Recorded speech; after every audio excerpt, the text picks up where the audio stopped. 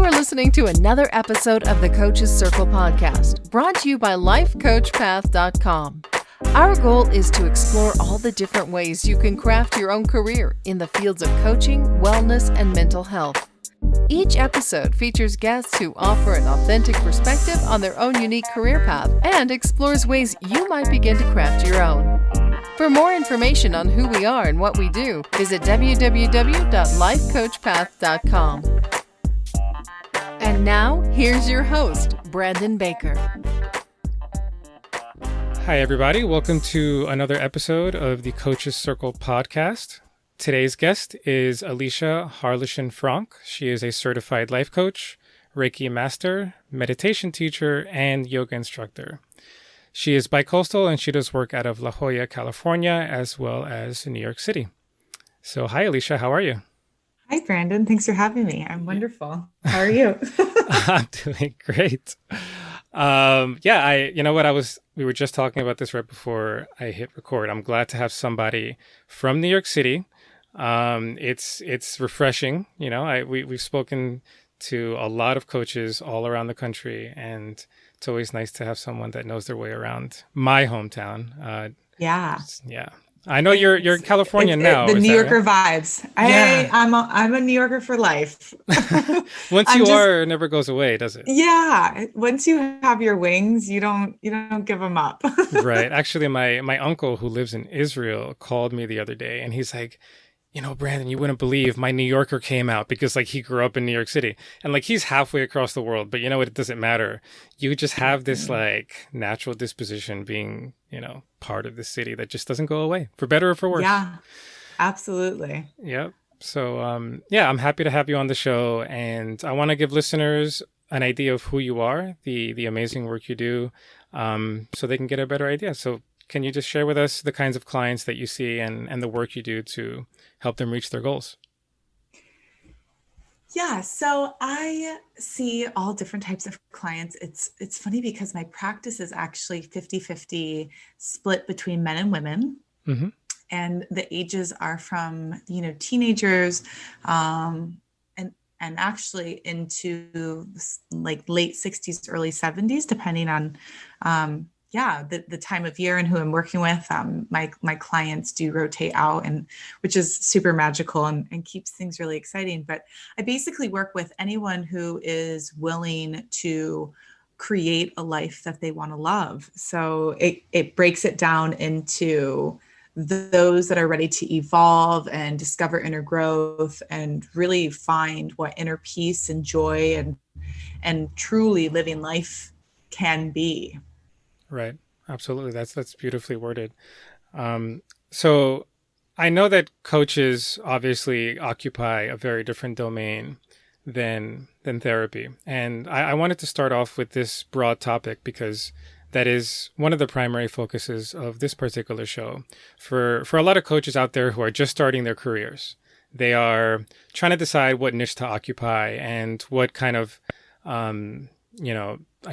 psychological, trains of thought they want to incorporate into their coaching work. Some of them also consider, going the therapy route as well, and then simply incorporating coaching into that practice.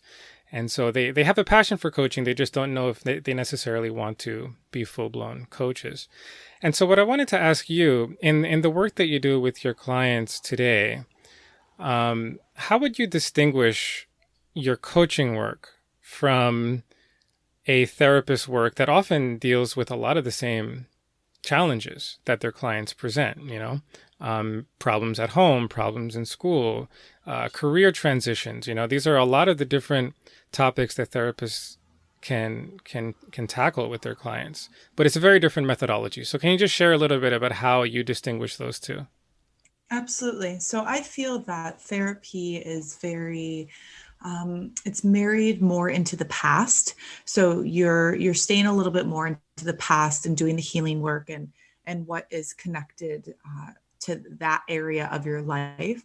Whereas life coaching, we absolutely do tend to touch on areas of the past just to connect and put two and two together. But we stay in the present moment. And then we build different types of techniques. I like to call them challenges between sessions, so that you're actively involved in the shifts that are occurring in your life and building yourself up to create a life to love. Right, absolutely. And I'm actually glad that you brought up the challenges aspect, because in my conversation with therapists, especially the ones who eventually started incorporating coaching into their work, what they often shared was, for example, somebody would come to them due to perhaps struggles with food, right? And so they would come to see them on, let's say, a Monday. And then, halfway through the week, they're out with friends and they're presented with these, temptations that their best self would know that if they want to achieve their fitness goals or whatever the case may be, they would probably shy away from. But from a therapy perspective, there isn't often that, immediate kind of response. You have to wait typically until the next session. It's not common for therapists to have that midweek check-in where it's an immediate, assessment of what just happened and how can it be improved the next time. And so that's why a lot of therapists began to incorporate coaching in their practice, because they wanted to have that immediacy. So it sounds to me like what you're saying is that that's one of the benefits of coaching, is that it allows that more immediate kind of dialogue between professional and client. Yeah, in some cases, sure, there's definitely a bit more momentum and accountability. But I feel like the emphasis needs to be on the fact that we are breaking down what these challenges are, and then you're sticking to them.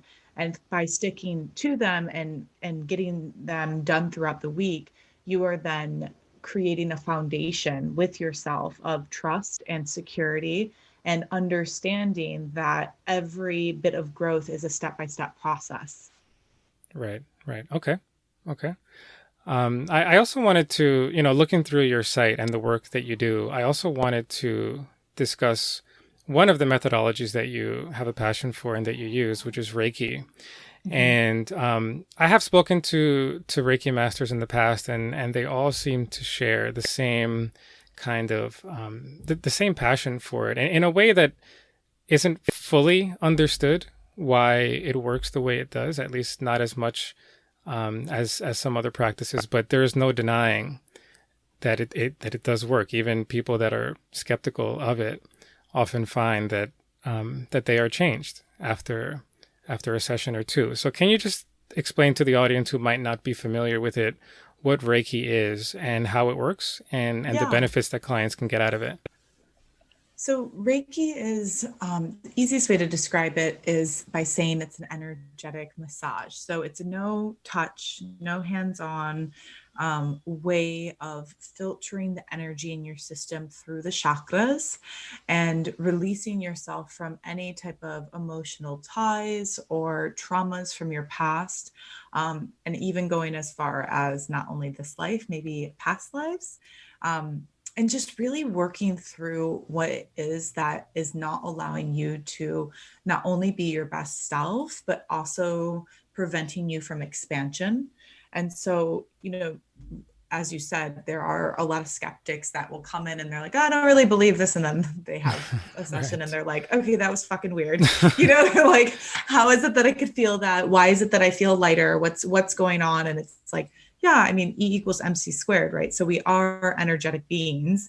That's clear. And this is just a system of, kind of cutting through the bullshit of what it is that we are told, and instead really embracing the fact that we are a frequency, and we are empowered, and we are love. Right.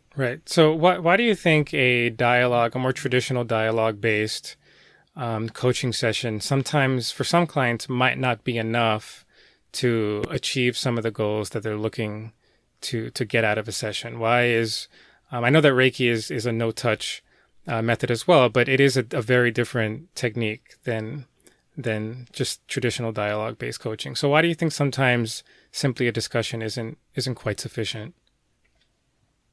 I don't know if I would say that it's one or the other. I mean, I definitely believe in the combination because everything needs to be well-rounded in our lives, right? We have to have balance.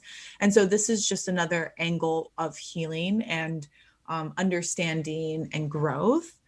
But it really does break down. I feel like with Reiki, it can break down certain energetic walls or boundaries that maybe have been created unconsciously. And then going into more of a traditional life coaching session and figuring out what it is that we really are investing ourselves in, what perspectives we've taken on from, our societal norms to our own family's upbringing. Right. And figuring out what it is that actually serves us and what it is that doesn't, and then having the courage and the strength to move through it. Right. And, when it comes to these supplementary, I guess I can call them supplementary, techniques, Reiki being one of them to a coach's practice, I'm always curious to know how you were initially introduced to it, because the vast majority of coaches don't incorporate Reiki into their practice. So it's not by any means a default, so I'm curious to know how you were first introduced to it. Was it a personal experience that kind of made you a believer? I started doing energy work when I was a child, and luckily I grew up in a household that I had a grandmother that, honed in and encouraged what it is that I was part of. And she said, I haven't seen this, since my great grandmother. And it was, it was a big deal that I had naturally kind of gone into this field. And so for me, I do feel that we are spiritual beings having human experiences. And this was one thing that I knew I needed to be able to offer to the world, as well as, yoga and meditation. Mm-hmm.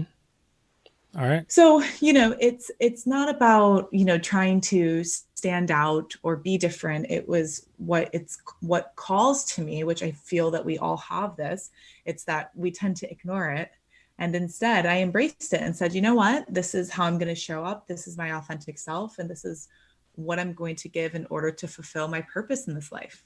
Right. Absolutely. And that's actually something that has come up in conversations as well, in that beginning stage where coaches are trying to formulate what their practice is going to look like.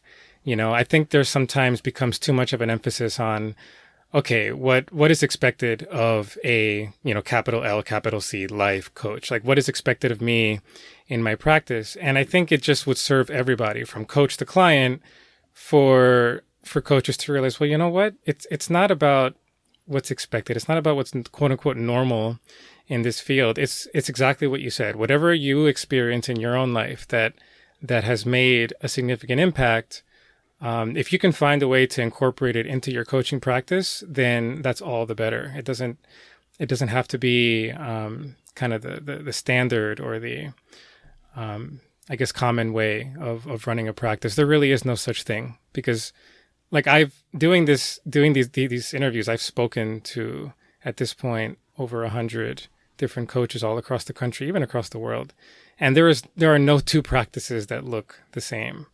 In your case, you incorporate Reiki, yoga, and meditation. In other cases, coaches incorporate, horses, as an example, as part of their practice. In other practices, they incorporate laughter therapy as a conduit, as a way to achieve that same goal. And so there shouldn't be any kind of pressure to conform, I guess, to what your preconceived notion of a coaching practice should look like. And you definitely follow that kind of mantra in your own practice. Yeah, absolutely. And I do feel too that people, it's shown to them, right? So don't get caught up in needing to answer all the questions in the beginning of starting your own practice. See what vibrates towards you. See what kind of clients you're getting. Maybe you do specialize in, life coaching for men or for women, or for, those going through a certain situation. It will eventually be shown to you. There's no rush, figure it out by seeing what continuously appears for you. Right. And actually that very last thing you said about finding a niche, like niching down, that's something else that a lot of aspiring coaches and early stage coaches contend with. So a lot of coaches that I've spoken to just completely denounce this whole idea of a life coach. They say, no, that's the complete wrong way to do it. You have to niche down to, let's say, you're a trauma coach or you're a relationship coach, or, life coach is much too broad. Whereas other coaches are perfectly happy to use that broad term life coaching as they feel it most perfectly represents the work that they do. So, speaking to you, what is your take on finding a niche and branding your coaching practice around that specific niche? I mean, if you feel called to have a niche, I feel like great, go towards that. If it's something that you want to specialize in, where you've had experience of working with clients and have had a really high success rate with them, and it fills your cup, and it helps you to feel expansive and that you're really doing the work and you're involved in this world, so let it be. If not, let it go. I don't think that there's a right or a wrong way. Right. So basically whatever calls out to you, make sure that you structure your practice basically around that, is what you're saying. And be flexible, because there's something that you could feel that you're going to specialize in and you're working towards it and you're creating it. And then you realize, maybe it needs to go into the opposite direction. And that's okay too. Nothing is set in stone in this life. So as long as you're in flow and, you're achieving your own sense of peace in this life, then let it be. Perfect. Okay. I also wanted to touch upon something that everybody at this point is contending with. And I think coaches in particular have been relatively well prepared for it. And of course, I'm talking about COVID and how it's completely upended the therapy world for sure.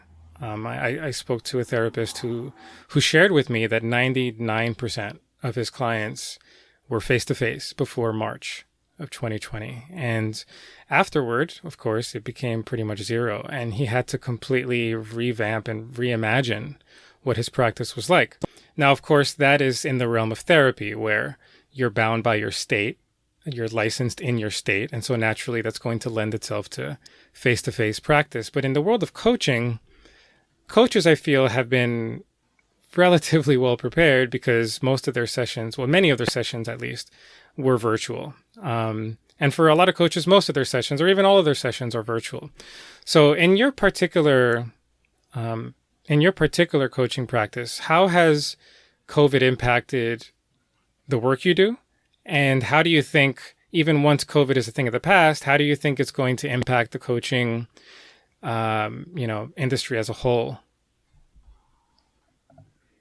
So I have to say that it hasn't. And here's why. I have no expectations. When you are attached to expectations, you are setting yourself up to lose, to live in fear, or to have lack thereof. And when this all rolled through, I was actually traveling in Africa, doing humanitarian work over there. And I saw it all on the news, and I was like, this is February of 2020. And I was like, okay, I see exactly what's happening. I flew back to New York. And when I was in New York, I was like, okay, so I either had the choice of staying here or going back to California. Shut down my office in New York, flew to California, shut down my office, and, proceeded to go to my little cottage by the beach in California, and Wow. Just sent out a message. I was like, we're going virtual. And that was that. And those clients that had issues with that, or rather resistance, I let them go. That's all you can do. And everyone else that continued to work with me, plus those that started to work with me, came through. So the thing is that we cannot attach ourselves to something so mundane and ridiculous, like an establishment, a place. Look at these wildfires that we're having right now in California. Yeah. Houses, forests, everything is burning up. Are we going to sit here and mourn that? Or are we going to try to help one another and grow and learn and expand? Right. So I definitely take things with a very positive perspective and a very humble, in free flow motion, because it's always worked for me. And, Right. and yeah, so I'm happy. I've been happy. I'm actually loving working from home and doing virtual sessions and doing distant Reiki. I think it's magical. Distant Reiki. Wow. That I was actually going to ask about how you practice Reiki virtually. Yeah. Can So, that effect actually transfer over remotely? I mean, obviously it oh, is. Yeah. so my clients who have primarily seen me in person for years, some of them at least, when I transferred over to distant Reiki, which I was like, this is all I'm offering, they were like, it is so much more powerful. Wow, And the that's reason incredible. is because you have to remember when you go from point A to point B, energetically, you naturally pick up things. There's frustrations, there's emotions, there's pulling away movement. Whereas when I'm, sitting in the comfort of my own home and you're in the comfort of your own home and we're energetically connecting and getting this work done, it's a totally different and very powerful experience. Wow, that is incredible. And I think it goes a long way to possibly uncovering why Reiki works in the first place. And Mm-hmm. how it could be no touch. Because Right. if it's working remotely, then that right there shows you that the power of just that energetic exchange as you're describing. So Right. yeah, I find that fascinating. I was going to ask about that, but you answered it right then and there. Yeah. So perfect, perfect. Well, okay. So going back to your explanation of how COVID hasn't impacted your practice very much, I actually think that's just such a perfect example of a coach, and I've heard this time and time again, of a coach practicing what they preach. Because I'm sure that a part of your practice, a part of the dialogue that you have with clients is exactly what you just said that you Mm-hmm. did with your own practice about how expectations can often be the enemy of joy, of just that pure, free flowing state of living. And having expectations at every step of the way is a way to kind of just tamper all that down. Mm-hmm. And I just think it's great how you were able to seamlessly and with speed. I mean, it sounds like you made all these decisions relatively quickly. You Mm-hmm. instantly recognized what was happening, and you didn't hesitate to make the change you needed to make in your life. No, Yeah. and that's another thing, and actually that goes back to when I was learning to drive in Detroit. My father's teaching me to drive, and he always said, when you get into a car accident, it's because you hesitate. He goes, so if you're gonna pop out into traffic, he's like, don't hesitate, just do it. And Just I'm do like, it. okay. And I've never been in a car accident, knock on wood. And that's 20 years later. I'm 36.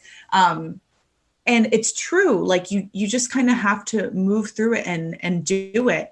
And I also realized the detrimental effects of what COVID was bringing when I saw this wave coming in. I'm like, this isn't good. So I immediately popped onto Instagram, and I was hosting um, live meditations at 6 a.m. in the morning. And I was offering, different types of talks. And I was really trying to be exactly like what you said, practice what I preach, the light in the community that was needed, because people were, getting furloughed. The, Right. unemployment rate was going up. I was afraid for people to not have food. So I immediately called a local farmer, and I was like, hey, I need deliveries. I started collecting addresses, and out of my own pocket, I just started paying for food to be delivered, fresh vegetables and fruits, of course. But things like that, it's like, it kind of goes back into the fight or flight mode, and I'm definitely a fighter. I'm like, okay, let's do this. Like when the emergency You were happens, I'm like, ready. I got this. Yeah. And the thing is that when you are intentionally working out of love and you truly do care and you want others to succeed, because what happened where I saw people downfall the most is when they went into a selfish mindset, right? And a fear-based mindset. And it was like, that's not going to serve you here. You can go within the self and understand what needs to be healed, and why these distractions have been taken away, so that certain aspects of life need to blossom and open up, and that energy needs to be given there. But, like, it wasn't necessarily about anything that is fear-based. Fear is created. Right. So, Yeah. I think it's pretty evident. I think your clients can 100% pick up on that way that you're living your life. And the best way to encourage others to live a certain way is by living it yourself. And so I'm sure that comes through in your coaching work as well. So yeah, well, finally, I want to cap off with just a general question, but I think it's an important one, and that is, coaches who are just entering the field, primarily the people who would be listening to the podcast. Everybody knows the upside. We've talked about it, already on this episode, where seeing that transformation happening in front of you, that aha moment where a client, just like gets it, right? But what aspiring coaches and young coaches sometimes don't know, what they don't teach in training programs, is the parts that are not so rosy, the challenges. And so obviously you've done a great job in adapting your practice to whatever came its way.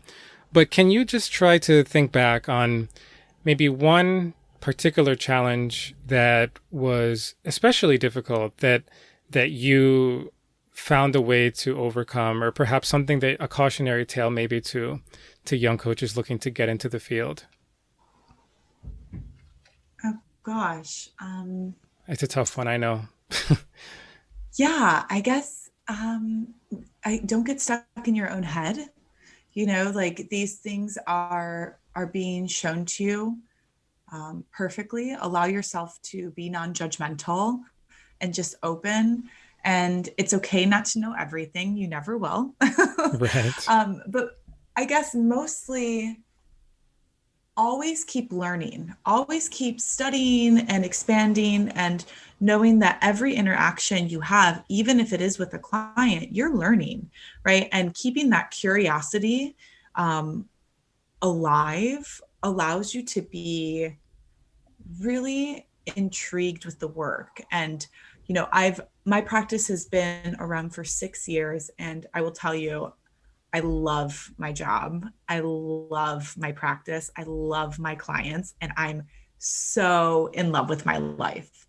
And I honestly don't think that I would be able to say that if there wasn't a certain curiosity and just like connection to people that I have, that I let that be there. So, and it's funny because it can get kind of sticky because like, you'll think maybe, oh, you've seen this before. And it's like, don't go in with that mindset. Mm-hmm. Maybe there are certain pieces and keys that you need to use from your past in order to help this individual, but don't put them into a box that person does not belong in. Everyone is different. And like, pull that information out of them. And yeah, just have fun with it. It's so fun. It's such a cool industry. And like, again, watching people expand and grow and learn and love and just like become better. There's nothing more magical. Well, gosh, when you sell it like that, I certainly, I certainly hope everybody listening now is fully convinced that this is an amazing choice for a career. If there was any doubt before, I can hear it in your voice. Obviously, it's infectious. And I think you also, just as an aside, I think you brought up something that is a unique kind of attraction of coaching, which is the fact that every client does present a different challenge that keeps you on your toes. And exactly, you just mentioned that two clients might be going through the quote unquote same thing, but the context that the client had before that event is different for everyone. The life experiences that they came into experiencing that particular challenge, whether it's a divorce or whether it's a career transition or sometimes even, like I said before, issues with food or with weight, the context that they came into that challenge with is going to be different for everyone. And so that's what keeps things interesting. And of course, when you add on top of that kind of academic interest in the field, learning all the time, learning new techniques and what have you, what more can you ask for? So fantastic. I think this was really helpful to anybody starting off, I thank you so much for your time, Alisha. And yeah, of course. That was Thank fun. you again for having me. Absolutely. Can you just tell everybody where they can find you and how they can learn more about your work? Sure. I am always on Instagram now. Aren't we all? But I am pretty easily attainable on there, okay. Which is at Fiercely Optimistic. And then my website's fiercelyoptimistic.com. But I love the name, please. By the way. Yeah. Oh, isn't it fun? Yeah. It's so it, and I just had this discussion with someone else they're like, how did you think of your name? And I said, I was in my favorite place in the world, which is in an airplane in the clouds. I love flying. I've never heard that described as your favorite place. Interesting. Oh, with classical music in my ears and just watching us cruise through the clouds. It's just the best place in the world.